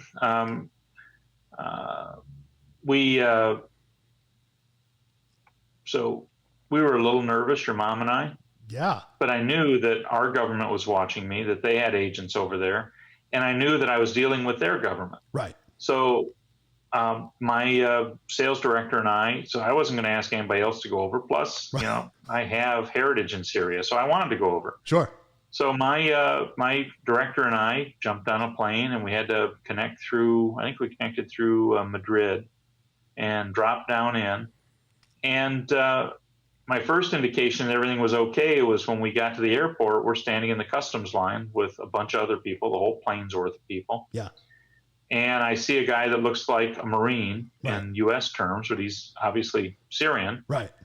And he's got a piece of paper in his hand, and he's looking at the piece of paper, and he spots my sales director and I, and he turns to the customs agent right in front of us, and he points at him, and he points at us, and he does this, and he claps twice. And the customs agent looks at him and starts to shake his head no, and he goes, and the customs agent drops his eyes and says, go with him. And so we walk over to him. We never went through customs. He pulled us out of customs. So he was our driver the whole time we were there. He worked for the government. Yeah. I think he looked like a Marine because he was their equivalent of a Marine. Sure. And he pulled us out. We never went through customs. He took us to our hotel. He was our driver the whole time we were there. He took us over to meet the dealer we were working with. So we obviously had no facilities in Syria, so we were working with one of the local dealers. Yeah. And we had the meetings with the government. We kissed the rings of the government and got to know these guys. I was over there a week, and the dealer found out that, my grandfather emigrated from Beirut when it was still Syria in 1912. Right. And so he started showing me all over. He took us to downtown Damascus, showed us the mosques and the churches. Right. Because there's still a lot of Christianity over there. Right. That are being restored. Showed us all the work going on. It's all. Well, you've seen the little dish I brought back. Everything is like little bitty mosaic tile, and it's not like here where you get the mosaic tile and it comes on a sheet of mesh, and you just glue the mesh down. No, this is the individual tiles, and they're gluing them up. Yeah, I've still got the mosaic box right there on top of the piano. It holds all my guitar picks. Yeah. So he took me all over downtown Damascus, and then one day, and so the guy who owns the dealership, the dealer, I shouldn't say dealership, but the radio dealer, he invites us out to his place. He's got like this 7-building villa that's all walled in. Oh, wow. So our driver takes us to his gate, and, I saw a dozen different servants taking care of things. That was one of the things I took away is the Middle East. There is no middle class. There's the haves and the have-nots. Right. And there's just this big gap in the middle with no middle class. Right. But as we're sitting there and we're smoking the hookahs with tobacco in them. Right. Yeah. And eating and drinking, he tells me that he's done some research. He says, when your grandfather lived here, he says, it wasn't spelled like you spell it now. It was spelled Hatti, Hattey. And he said, I have found some people that I think may be your relatives in Lebanon. He says, we should go. And I said, well, I don't have a visa to get to Lebanon. He said, you don't need that. So he and I and my sales director pile in it's an E55 Mercedes that we've been tooling around in. Yeah. We pile in with the driver. When we get close to the border, he stops the car and he trades places with the driver. Yeah. And he turns to my director and I, and he says, sit down low in the seat. And he says, you don't have to slouch too low, but sit down a little low in the seat. And so we sit down low in the seat. He rolls his window down maybe this far. Yeah. And we're coming up on the border, and here's the line to go through the border normally, which is just packed with cars stopped. Yeah. He turns off on the military road. He's sailing down the military road 50 miles an hour with his window partway down. When we get to the border, he snaps a salute to the guy standing at the border, who snaps a salute back, and we drive through. So we go into downtown Beirut. We had a great dinner in downtown Beirut. Right. He had some business to take care of. So he asked us to disappear for a while with the driver. Yeah. This is when you've heard me tell that story. The driver's taking us all over Beirut. We see all these beautiful areas of Beirut. I have some great pictures I brought back of Beirut. Right. But then we get into this area that's just beat to shit. And I said, well, this one doesn't look like it's been cleaned up since the bombings. He says, oh, that's because the bombings are still going on. I said, what do you mean? He said, oh, this is Hamas territory. I said, get us the hell out of here. Oh, Jesus Christ. We do not want to be caught down here. No. So then we get back to the restaurant, pick up the guy who owns the LMR dealer. Yeah. And he takes us up into the hills above Beirut, which is where Grandpa came from. Grandpa came from the olive groves up above Beirut. Yeah. We go up there, and sure enough, here's a family. You've seen the picture of me with them. Yeah. Their name is Hattie, Hatti. They pulled out the tapas and the wine, and we all sat around and shot the shit with the translators because they didn't talk English. That was my next question. Yeah. My sales director luckily spoke some Arabic, and of course, our driver and our friend both spoke fluent English and fluent Arabic. So we sat with them for several hours, just eating tapas and drinking wine. And we headed on back to Syria. You know, when I'm traveling and I'm meeting with prospective clients, current clients, I have a rule that I don't ride in a car with any of them. I get myself from A to B because I don't want things to get weird or squirrely. Right. And I've had a few instances that caused that rule to come into place. But that's fucking kids play compared to my driver took me into Hamas territory in fucking Beirut. or my dealer took me across the border by snapping a salute because he was a military guy. Yeah. The reason the dealer could do business with the government is he was a military guy. Yeah. So in all seriousness, in all honesty, as you're riding in the back of this Mercedes on a military road and he says slouch down, did you not? My whole fucking life passed in front of my eyes. I'm thinking I'm dead. Well, the other thing that he told me, and I don't know if you remember Max Safavi, who was the CFO at Johnson. Yeah. He was actually the CFO at Johnson Corporate. So Max was Persian. So this dealer told me, he says, hey, I can get you a Lebanese passport. He said, you've got the ties. He said, do you have something that shows where your grandpa came into the country? I said, yeah, when grandpa died, we got a copy of all the stuff. Right. He said, I can get you a Lebanese passport. And when I got back over here, I was thinking, shit, this is cool. I can go in and out of Lebanon on a Lebanese passport. Right. And Max said, hey, Dave, don't do that. He says, one, if you get a Lebanese passport, you're going to light up every light there is to light up. You'll never get through TSA. CIA and the government. Right. And he says, two, you should understand. He says, I could have a Persian passport. He says, Iranian. But he says, if you travel on that passport and anything bad happens, the U.S. government won't touch it. Yeah. Just hands up. They won't touch you. Yeah. Yep. Disavow any knowledge of you. Holy shit. So no, I didn't get a Lebanese passport. I can't believe that was post 9/11. In my innocent mind, I always thought that was like the year before 9/11, and that's why you hadn't gone to the Middle East ever since. No, Jesus nope, that was Christ. post 9/11. Holy shit. Your mom was quite happy to see me come home. Oh, the yeah. other thing I learned while I was over there, and the other reason I know it was post 9/11, I was in the middle of restoring the Land Cruiser. Okay. And so I was doing all this eBay stuff. And I had a PayPal address that was tied not to my AOL email account, but to, I forget what I had back then, a Yahoo or something. Right. And it may have even been Gmail at that point. But anyhow, I had an auction roll up, and I went ahead and took care of it one night in the hotel. Yeah. And PayPal got so wound up about this that it was coming from a Syrian IP address. Right. That PayPal shut my account down. I couldn't get it turned back on. So I ultimately created a new PayPal account under my 10-year-old AOL address because I could start a new account easier than I could make the old account come back to life because shit. Touching it from Syria had just effed up the whole world. No, I didn't know that. Jesus. Okay. Well, I am the young grasshopper that still has much to experience in my business career. Apparently. I mean, those are some dick on the table stories. So, I'll say this. The whole premise of this episode is, this weekend is Father's Day. And we had an early Father's Day while celebrating your 40th anniversary this past weekend down there in Houston.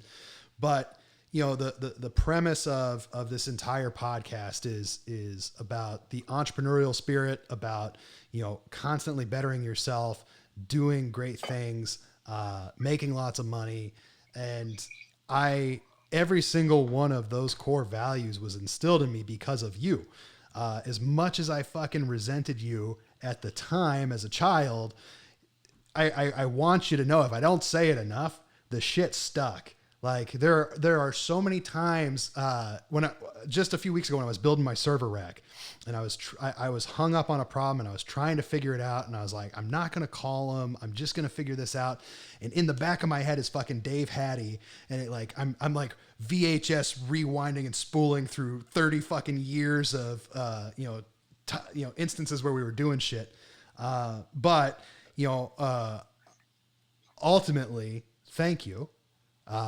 You've made me a hell of a businessman. You've made me a great father. And it's funny because, you talked about, the downside of travel is that you're always gone and you miss out on a lot. And when I was a kid, there was a point in my angsty teenage years when I was very resentful, that you were always gone, that you missed baseball games, that you missed band concerts. And you always, said something along the lines of, for us to live the lifestyle that we have, these are the things that I have to do. And I always got so angry. And now I'm in that same situation, and I'm already prepping myself for when Judy's older and has those angsty, pushbacks of, hey, do you like the life that we have? Understand that it's not all fucking rainbows and butterflies when I'm out there traveling. It's times where it's quite miserable, and I would much rather be home. And I totally, it's gotta be done. I totally get it now. I used to swear, there were times we'd get in fights and I'd be like, I'm never going to be like you. And so now I'm curious, when I said shit like that, were you said like those things to me on many occasions. Yeah. And I didn't know at the time. I had no idea what you were going to do. I mean, you could have ended up becoming a manual laborer or working on a road crew. I didn't know. Sure. I really didn't care. I mean, I wanted you to be the best you could be, but I wanted you to be happy. And you've done both. You're happy, but sure, you've also become the best you can be. Sure. Well, always trying. But to that point, you are the reason that I have the work ethic I have. I mean, you guys took really good care of us as kids. I mean, depending on what relative you asked, you spoiled us too much. But the day I turned 14, I hadn't even blown the candles out yet. And you said, hey, Hy-Vee's hiring. If you want, I'll help you with anything you want, but from here on out, you're paying for half. And, I remember I had been bagging groceries at Hy-Vee for a couple months, and I had like. So do you remember when you came to tell me you had half of the moped saved up? Because I should have bricked that day. I had no idea you had put together half of a damn moped. But do you know why that happened? God, I got to come up with the other half. I was walking around the halls of Miller Middle School with a couple $100 in my pocket, thinking I was hot shit because nobody else was working and I was. And we were in Des Moines one weekend, and we were at a guitar shop, and there was this leather guitar strap, and it was so fucking gaudy. It had like white, black and white. It was almost like a zebra pattern, but and then black leather. And it was. We didn't know what Dell was back then, but it's a Dell pattern today. Gateway. Yeah. But it was $60 or $70. And I grabbed it off the rack and I was like, I'm fucking buying this. And you stopped me and you said, do you know how many hours you had to work to buy this? Do you really want it that bad? Was it worth that many hours of work? And my stupid ass, so many of these stories, my stupid ass still did it. But that in the back of my head, every other purchase after that was, fuck dad, I'm 30, almost 35 years old. And I still think about how many hours did I have to work to justify XYZ purchase? We were just talking about getting a new MacBook Pro over the weekend. And in my head, I'm thinking, how many bonus checks do I have to accrue to buy this MacBook? To pay for this damn thing. Yeah. Yeah. It's a mind fuck. It's a Dave Hattie mind fuck is what it is. But that, it's shit. Even the summer I came home from college. It was the last summer I was at the house. I had been home for a week and I was on the couch and you're like, what are you doing? And I was like, I don't know. I'm gonna go hang out with some friends. He's like, no, you're gonna get a fucking job. You're gonna work this summer. He go, where are you gonna work? And I said, I don't know. Maybe I'll go back to Domino's. And you're like, no. I want you to get a manual labor job so that you truly understand why the fuck you're going to college and why you're not going to, drop out. You're going to finish. You're going to be an engineer. You're going to make it. This was the year your mom got you the job at Wingers. Yeah. Yeah. And I was slinging steel in the back of a fucking factory. But to that point, I saw a life that I didn't want, working from 3 p.m. to 3 a.m. in the morning, dealing with, union bullshit, being the scab temp worker. And I might've been in the best shape ever that summer, but it was miserable. All my friends were doing shit and I was too tired because their daytime was my nighttime. And, so it gave me an appreciation, even though and again, as all these stories are, I still did the dumb thing you didn't want me to do. I dropped out of college, but even though, it was not what you guys wanted, there was some business logic behind it of the economy's going to shit. My friends aren't getting jobs. They're being told they don't have experience and they can't get the job. And so it played out. Jess and I were just talking about You've made it work. Yeah. That's the bottom line. You've made it work, and that's great. Yeah. And we were talking about it on the way home from Houston, actually. And I said, it was exactly what I needed to do in that moment, but I would never recommend it to anybody else. And it's definitely put me in the whole reason that conversation came up is, Kyle getting his MBA. I said, what's fucked up is Kyle's resume would be on top of mine for an executive job purely because of the school he went to and the three letters after his name. And the MBA. Yeah. It's crazy.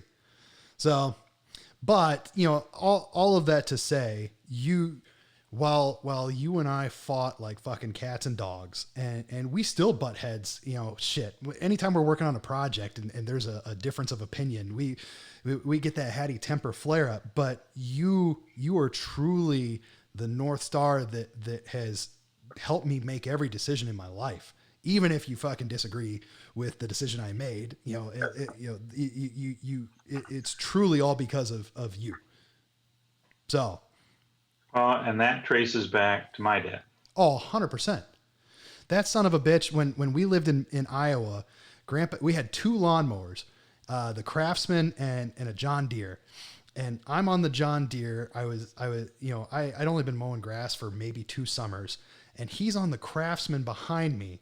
And I was like, Grandpa, I just mowed that. And he goes, you didn't mow it very well. He goes, I'm having to clean up everything you're missing. But your attention to detail came from him. And when he was alive, he instilled that in me. And now, shit, just this weekend, you and I are standing out, looking at my Lincoln, and there was a dent on it. And it came from before I bought the car. And you and I are, you said, nobody else is going to notice that except you and me. And it's true. We have a stupid attention to detail, and it's because of Grandpa Hattie. Yeah. Well, and I get a lot of questions about, well, you're the oldest kid, right? Well, no, actually, I'm the middle kid. Yeah. And they look at me and go, you can't be the middle kid. I said, well, I am the middle kid, but I'm also the oldest kid because, as you know, Grandpa Hattie had an industrial accident. Yep. In 1968, late 68. Yep. And pretty much lost the use of his left hand and left arm. And he was left-handed at the time. Yeah. And I didn't know my older part. brother was already driving a car and chasing girls and Sure. raising hell. So when that happened, I became Grandpa Hattie's hands and arms. Yep. And so when I told you this weekend that I've been doing attic work for 51 years, I was serious as a heart attack because when I was 9 years old, guess what? I was in the fucking attic of Grandpa Hattie's house and first thing he said is, do not step between those joists. Do not come through my ceiling. Right. And he taught me how to do HVAC. He taught me how to do plumbing. He taught me how to do wiring. Long before I had an electrical engineering degree, I could do wiring. Right. Long before I had an electrical engineering degree, I could repair anything, and including electronics. And I got all that from Grandpa Hattie. Yeah. And when I decided to go off to college, your Grandpa Hattie took me out behind the tin shed that I'd helped him put together and said, look, and Grandpa Hattie had an 8th grade education. He says, I've been dealing with engineers my whole damn life. He said, they won't give me the title. He said, I'm running the damn plant. They won't give me the title of plant manager because I don't have a diploma or a degree. Right. He said, I just want you to know that if you go off to college and you become one of these book smart engineers and you forget all the common sense I've taught you, I'm going to bring you back out here and take you out. I brought you into this world. I can take you out. And I remembered that all through college, and I applied that. There were a lot of times at U of M where, the guys were doing lab work, and the guys couldn't read a damn resistor color code, and I'd been reading resistor color code since I was 10. And my favorite engineering class was a old wizened professor who put a problem up on the board that had no solution. Right. And watch all the engineers go nuts trying to solve it. But if you made a few assumptions, if you looked at it and went, well, I'm going to assume the voltage here is zero because it's damn near zero. Right. And I'm going to assume the gain here is infinite because it's pretty high. Boom, the solution fell out. And so there were about 3 of us in the room who were done, and everybody else is going nuts. And he's walking around looking at our papers going, good job, good job, good job. And the same professor, if you gave him an answer to, in those days, more than 3 significant digits, he'd mark it wrong. Right.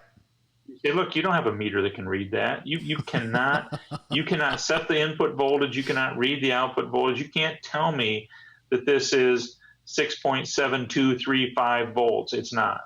It's 6.7 volts, give or take. He'd mark you wrong, even though you wrote the exact numerically correct answer, because he was common sense based. Right. And that's the other thing I've tried to instill in you is just take a step back and think about it. Apply some common sense. That fucking Dave Hattie in the back of my head while I'm building my server rack. So the difference between you and me is I'm so quick. I just want things to get done. I want to see the end product of whatever the project is. And so Dave Hattie in the back of my head as I'm putting the server rack together on the kitchen table, haste makes waste. And I'm like, fuck, okay, I got to stop. I got to think, cause I was just throwing racks into the, or blades into the rack. And I was like, no, actually that's dumb. This needs to be here and this needs to be here. And, you need to learn AutoCAD, because what AutoCAD does is slow you down and make you think about it. Draw what you want, and it makes you think about it before you start, twisting screwdrivers or spinning saws. That's true. I'll stick to my model in clay, Modeling clay does the same thing. In fact, it's even slower than AutoCAD. Right. Man. No, it's true though. You know, the other Dave Hatteyism in my head is think 2 steps ahead. And it's funny because just a month or two ago, I was with my team at work, and I'm going, guys, you got to think 2 steps ahead. You guys are thinking so in the moment, and you're not thinking about the outcome or the outcome of that outcome. And all of a sudden, light bulbs were going off, and I was like, holy shit, my dad would be high-fiving me right now. He'd be so happy. Yeah, I'm proud of you just sitting here hearing about it. Oh my God, he was listening. I'm telling you, man. Here's what terrifies me. I was an asshole kid. I was absolutely an asshole kid. For every sweetheart fond memory we have of my childhood, there are 40 shitbag asshole dick moves. And someday you're going to admit to me why one fender of my Shelby GT500 was lower than the other fender. Okay. And I know it involved girls' butts. Okay, I know that. Okay, first off, it was your 03 Mustang Mach 1. And oh, that's true. It was the Mach 1. You're right. There is no proof that could solidify your theory. That's all I'll say. I don't need proof. I know what the answer is. So, how fast did you get the Mach 1? The Mach 1, I don't think I got it much over $1.25. Okay. Now, the Shelby GT, I got to 145, almost 150. So I got your Mach 1 over 150. And it scared the ever-living shit out of me. Yeah, that was a Fox body.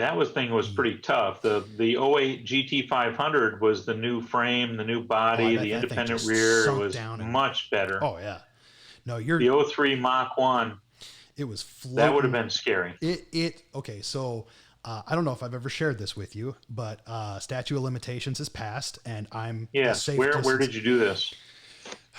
Hill Road in Waseca. So if you remember, I don't remember the name of the highway. When you're coming out of Waseca and you come over that hill and you can turn and go towards like where the Nymans or not Nymans, the Neilmans lived, and you turn turn the other way and go towards the Colbleys. That's the same road I used with the GT500. No, it's not that road. So if you're coming out of Waseca towards the old house north of town and you take a left. And no, you're going a different way than I am. You go about a mile. Take a left by Cobley's, where Cobley's lived. Right. So you go past. It's just past Cobley's house. There's a right-hand turn, and I can't remember if they called it Church Road or Hill Road, but it's this hilly fucking road, and it's 4 or 5 miles. Just straight. It's straight, but it's all hills. I mean, and I'm talking hills. So. There was a night that you said, yeah, you can take the Mach 1 out, just be careful. And, it was me and Kevin and Jake Lemon, and we were just driving around, Waseca. We were doing the same thing we always do. We drive up and down the strip. Who was in the back seat? Kevin. He was the shortest of the 3. Yeah. Okay. So there was a kid in town named Bobby Castle. And he had come into some inheritance money, and he had a Honda Civic that was completely Fast and the Furious out. And we were in the McDonald's parking lot hanging out. We were talking to a bunch of the local kids, and Bobby Castle pulls up in his Civic, and he goes, "Man, it's sad that you guys paid that much money for a slow ass car." And I was like, Those are fighting words. I was like, no, not going to let that fly. And I said, I'll race you anytime, anywhere. And he goes, well, let's go. And I was like, all right, fine. So all of a sudden it was truly a scene out of Fast and the Furious, except Waseca, Minnesota style. 30 cars leave the McDonald's parking lot. We all go to Hill Road. We had 2 guys go all the way to the end of the road to make sure that nobody was coming. And everybody else was where we had at the top of a hill. We decided we were going to race. And thanks to Daddy Hattie, you all had cell phones. We all had cell phones.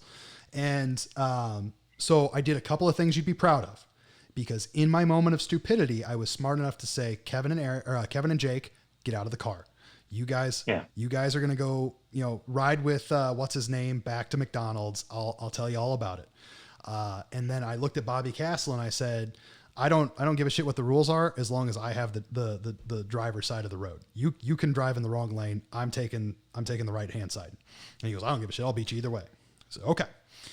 So I'm sitting in your Mustang Mach 1, and true Grease style, girl comes out and throws hands, and I get so fucking caught up in the moment that I just drop the gas, and I'm sitting there and I look over, and Kevin, it was all in slow motion in my head. Kevin's going, shift. And I'm just spinning the wheels, just spinning and spinning and spinning.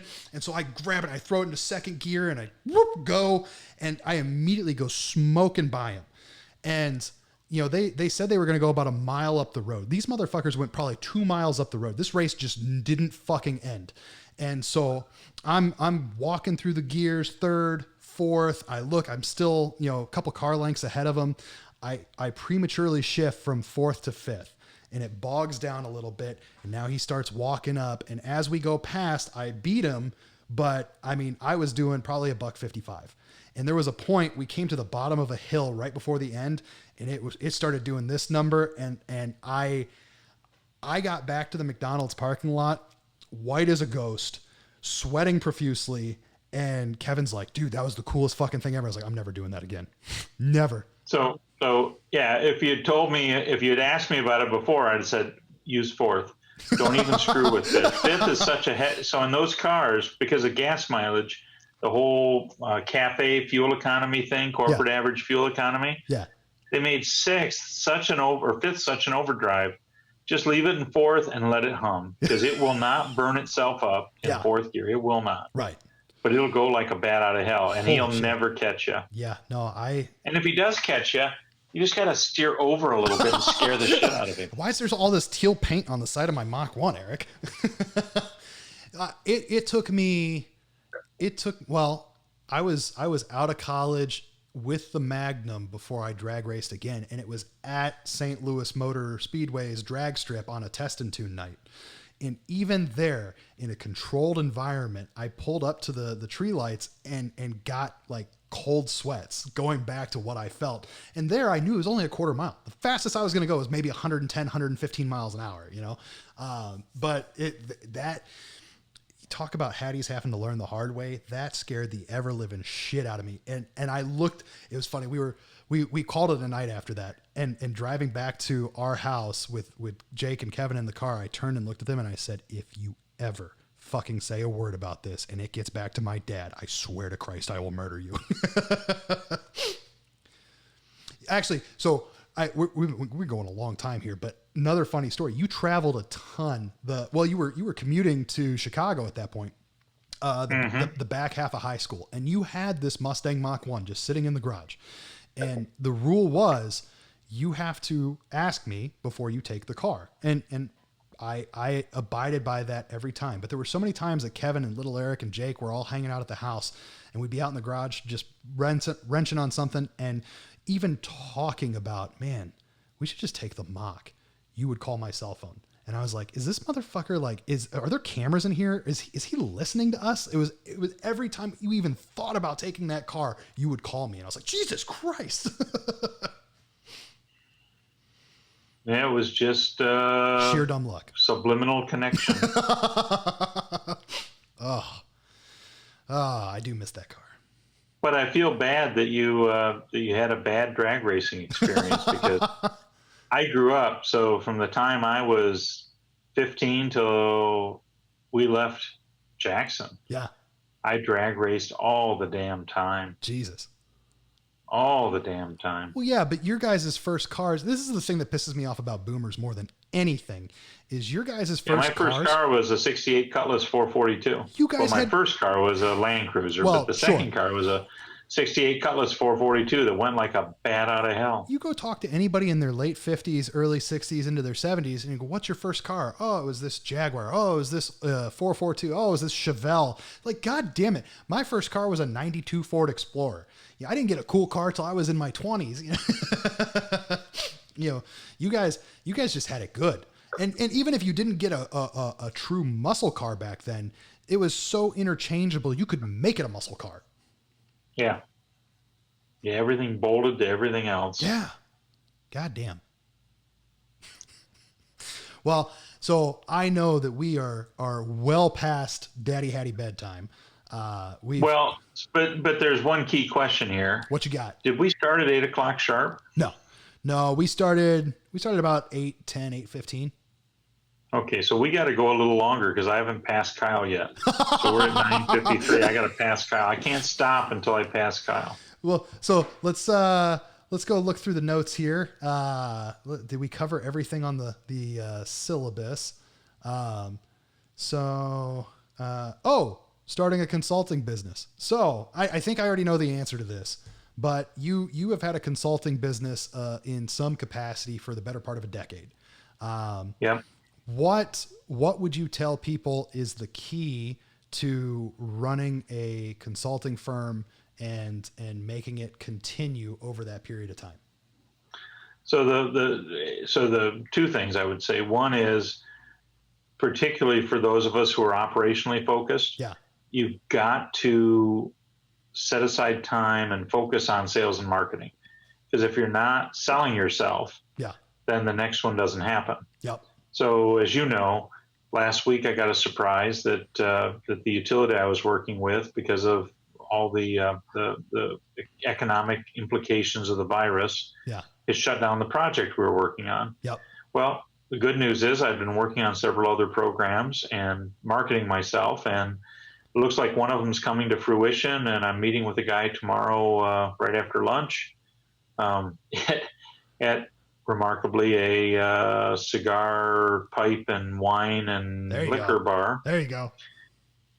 To hopefully close a deal to do a few months worth of work for them. So you just got to keep selling yourself all the time and lay aside time to do marketing and sales. The other thing I would say is focus on your network and focus on your experiences, because and LinkedIn is a great tool for the business network side of things. Sure. But before that, we had Rolodexes and Outlook contact lists. But looking back at all the people I know, a lot of them have also retired or, died or hung up the hat. But at the end of the day, there's a lot of folks I know who are still out there who need help. Right. And my secret weapon, which works a lot of the time, sometimes it's a pain in the ass and doesn't work, is I'm not looking for a full-time position. I'll work part-time. Right. So you can bring me on, you can get 40 years of experience and in all the aspects of business without paying a fortune, because I'm not looking for a full-time position. A full-time position, you'd have to pay me $500,000, but I'd give my favor. Right. But on a part-time basis, you can pay me a nice salary or a nice hourly, and I'm good with that, and you're good with that, and you can afford it, and life goes on. That's, so the answer I was expecting was, have that network, that Rolodex of people who you've come across and and you've worked with and that you've impressed. And when Edge Media went bankrupt and I was here in Texas without a job, my stupid ass at 20 something years old said, I'm going to start a consulting company. And that was the key component that I didn't have. So, in a previous episode, so there's a gentleman I interviewed, Greg Rankin, and we were talking about, he runs a very successful consulting firm. And I shared, hey, I had this consulting firm. It lasted maybe a year, and I sold off my share to my partner and walked away because it wasn't getting anywhere. There was two things. One, I didn't have that Rolodex of people, and the Rolodex of people I did have wasn't really the target market I was looking for in my consulting. I was looking to make small mom and pop chains of Verizon stores run like the big conglomerates. And that's a very narrow, target market. So it's certainly probably a lot easier after 40 years of experience to just start going through the Rolodex and finding work. So yeah, much easier. And the other thing is all the experiences you've had, all the knowledge you have, all comes to play. Right. Because at this point in life, I'm not hung up on being the CEO. Right. And so one of the things that I've gotten a lot of billable time out of is the FCC has gone crazy and decided to allow unlicensed use of the 6 gigahertz microwave band, Oh my God. which is going to take utility and public safety microwave systems out of whack. Right. And so I've gotten a lot of billable time out of helping utilities quantify that. Right. Well, part of it is I'm actually back running engineering programs and doing the the analysis that says here's what's going to happen. Right. And two things. One is I know how to do it, so I can do it. Right. Two is, when you got as much gray hair as I have, nobody argues with you. I can say shit that's only half true, and I say it forcibly, and people don't argue with you because, look at him. Shit, he's got like 50 years experience. No, that's fair. That's fair. How much of that, so, I mean, shit, I remember, even as a small kid, your engineering was, punch card, computing and, a lot of handwritten manual calculations and things like that. How much of that is now computerized when you're? Oh, it's all computerized. I was going to say the joy of it is I know how to do it with paper and pencil. Right. And so when I get the opportunity to do it with an automated program, I know how to work the assumptions and how to work the variables in the automated program to get the right answer out, because I know how to do it manually. And one of the things that I've learned over the past 5 years is open source right. has created, I still have a semi-legitimate copy of AutoCAD, but everything else I do is open source. Right. So I'm running an open source graphic information system that lets me, for the client I was just working with, they needed to know how much population and how much geographic area was covered in each county. Right. And by their operating area. And all these guys are telling them, oh, this is going to take forever, and we don't know how to do that. I used to do map info 30 years ago with this shit. So I went looking and I found QGIS, right. or QGIS. I guess they don't like it when you call it QGIS because it sounds pornographic. But I found QGIS, which is an open source program that basically looks like map info. Right. And so in the course of less than a week, I took all this information, boiled it through a graphic information system, did all the intersections and the unions and the analysis, and gave them all their answers and some pretty graphics. Right. And they basically crapped their pants. The only thing I did wrong is I should have let it go for 2 weeks. I should have done it in 1 week and then let it sit for a week and then build them for 2 weeks, but I didn't. But Hatties are honest people, God damn it. We are honest people. Too honest, damn it. Well, that's funny. That's the problem with fucking nerds, is nerds don't care about monetizing. And to be anything. honest, yeah. Well, no, not just honest. They don't want to monetize anything. That's why open source is such a, nerds are like, hey, I made this. I'm going to share it with the world. And I'm like, you could make money off that. So back when I was in business school, this was the early days of Math Lab. Right. Or Math Lab, I forget which it's called. But anyhow, you could do all this statistics in there. Well, I just had a client say, geez, we need to somehow figure out this ITU propagation crap, and it's all in mathematics, and we don't know how to automate it. I went looking, and there's an open source called Octave. It's basically MATLAB, and actually, I found the ITU algorithms in source code for MATLAB, pulled them into Octave, and it ran. No shit.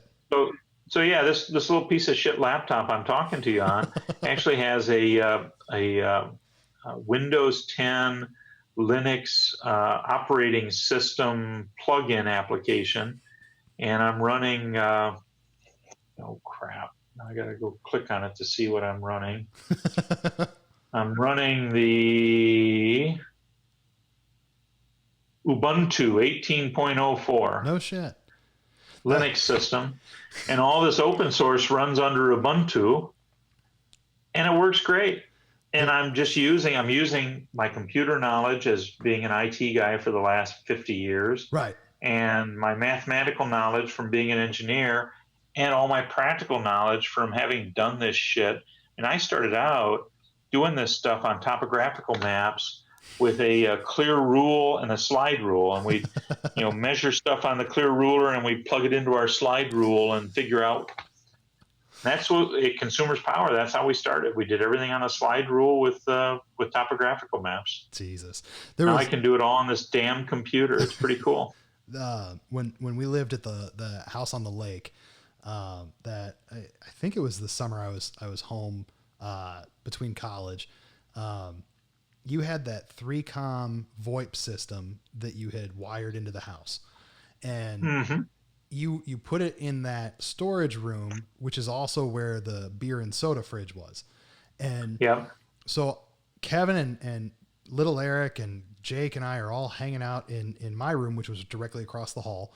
And Kevin went to go grab a soda, and he came back in and he just looked perplexed. And I was like, "What's up?" And he goes, "Your dad is sitting in there on a computer using Linux." And I was like, and he goes, "I thought Linux was cool."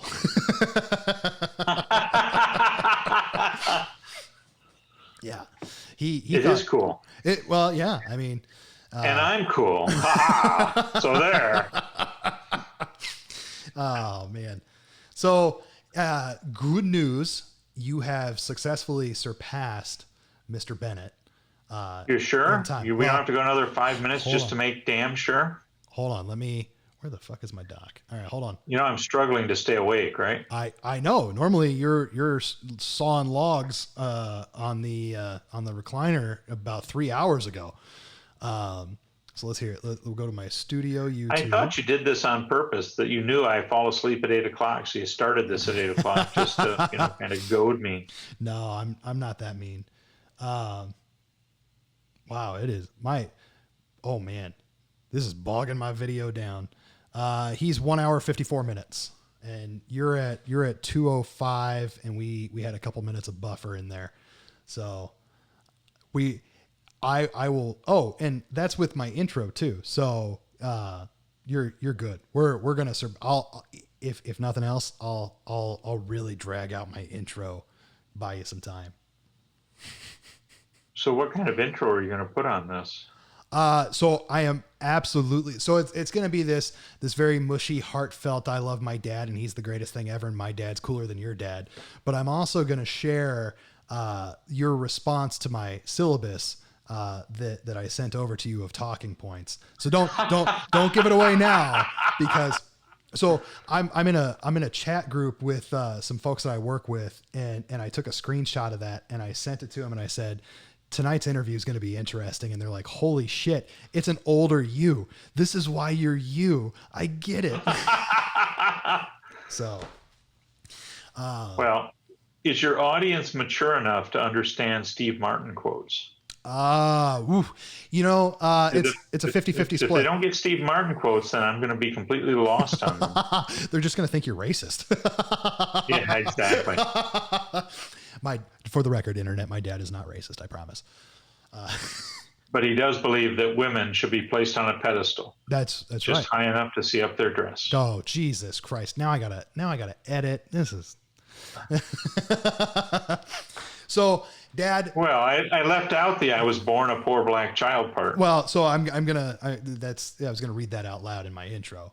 But if anybody makes it this far in the video, then they're gonna get double hit of it, and they're gonna chuckle and know what the fuck we were talking about. So, you've watched my podcast, so you know that there's outro music. So there's a catchy tagline. But before, well, I hope you change the music to Led Zeppelin for me. YouTube doesn't like that. They'll tear that shit. Good point. Even just this music that I've sampled and cut and spliced together and taken a bunch of things and made it my own. It's been a fight with Universal Music Group just to keep that one alive. They, on Facebook, especially, it immediately gets pulled down every time I upload a video. So YouTube's been a little more forgiving on that one, but yeah, if I put Zeppelin on there, man, I'd be gone in a heartbeat. You'd be gone. Yeah. So I'll say this, happy Father's Day. You are truly a badass motherfucking dad. Thank you. B, thank you for making me who I am today. You've made me, like I said, you've made me an honest person with a good head on my shoulders and a good professional and always wanting more, but always being family man first. And thank you from the bottom of my heart. Thank you so much. So you're very welcome. And son, just know that I'm more proud of you than I ever thought I ever could be. I'm just so proud of you. You know, for a split second, I thought you were going to say, I'm more proud of you than Samantha. And I got so fucking excited. Your mom tells me I have to be net neutrality. Oh, bullshit. You know, everyone's got a favorite kid. It's okay. You can tell me who it is. I probably shouldn't. You don't want to see me cry, do you? I don't want to see you cry. Oh, man. So, thank you, Dad. I appreciate you. Is there anything you want to plug before we go? What's the name of your consulting business? Driven Horizons is the name of my consulting business. We're on LinkedIn. We're on the web. Yep. Geez, I can't think of anything left to plug. There's got to be a few more embarrassing stories we haven't told yet. Well, we're running out of tape, folks. We're going to have to wrap it. Oh, shit. All right. Well, Dad, thank you so much. If you guys want, check out Driven Horizons. From an operational standpoint, for a startup business, for a business of any size or level, my dad's knowledge and experience and insight can take it to the next level. And that is nepotism to the core, but I truly believe it because he made me, and I'm constantly driving and pushing for better. So with that being said, I'm Eric Hattie.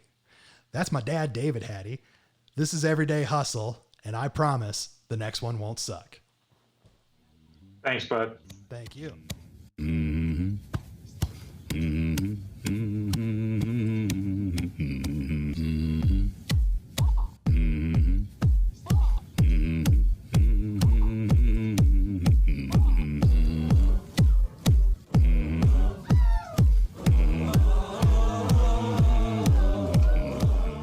Hey guys, thank you so much for watching that episode. It would mean the world to me if you'd go to the bottom, click subscribe, give this video a thumbs up, leave a comment.